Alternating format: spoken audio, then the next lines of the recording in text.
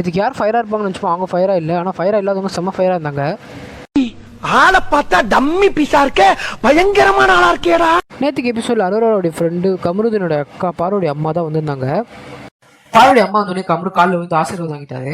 அரோரா கிட்ட வந்து ரியா என்ன துஷார் லவ் இருக்கா இல்லையா, நீ இங்கே கேம் மட்டும் ஃபோக்கஸ் பண்ண அப்படின்னு அட்வைஸ் பண்ணியிருந்தாங்க.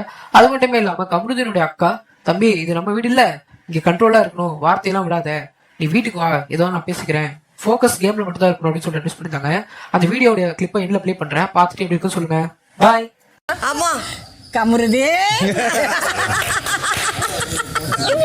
நல்லா இருப்பா நல்லா நீ வந்து உன்னுடைய தொழில நீ நல்லா வரணும்.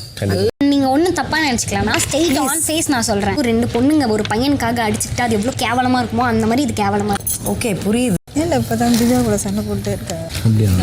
அப்படியா சொல்லு, எதுக்கு நீ இந்த வீட்டுக்கு வந்திருக்க? உன்னோட நிறைய டேலண்டட் பீப்புளெலாம் வெளியே இருப்பாங்க, ஒரு பெரிய ஆப்ஷன்